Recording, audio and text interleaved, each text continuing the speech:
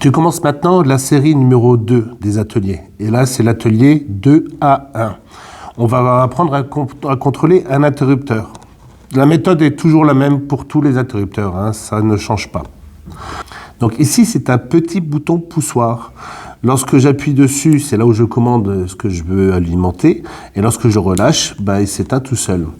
En d'autres termes, lorsqu'il est en position repos, il est ouvert, il ne commande rien, il ne laisse pas passer le courant. Et lorsque j'appuie dessus, je vais commander ma lumière par exemple. Je vais allumer ma lumière, et donc en position fermée, il est en position actionnée.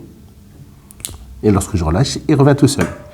Donc on voit qu'ici, il y a deux plots.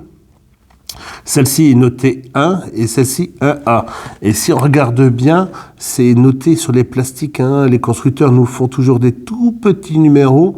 Donc prends l'habitude à observer les éléments électriques pour repérer les numéros qui peuvent être moulés dessus.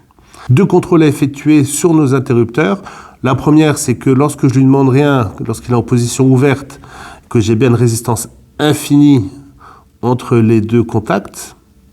Donc, fais attention de bien sélectionner le plus grand calibre sur ton multimètre. Et l'autre contrôle à effectuer, c'est dans ce cas-là, lorsqu'il est commandé, en fait, je vais mesurer la résistance entre les bornes. Et là, normalement, je devrais avoir une résistance très très faible. Et on va dire qu'on a une résistance inférieure à 1 ohm.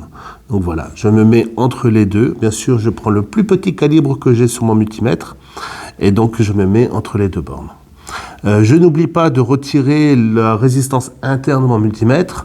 En d'autres termes, si vous faites votre mesure, vous trouvez 1,2 ohm et que votre multimètre il a 0,4 ohm de résistance interne, la valeur que vous allez écrire sur votre TP, c'est de 0,8 ohm.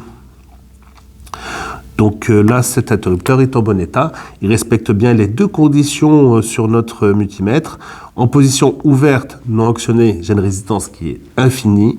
Et en position fermée, c'est-à-dire commandée, et j'ai une résistance très faible, inférieure à 1 ohm.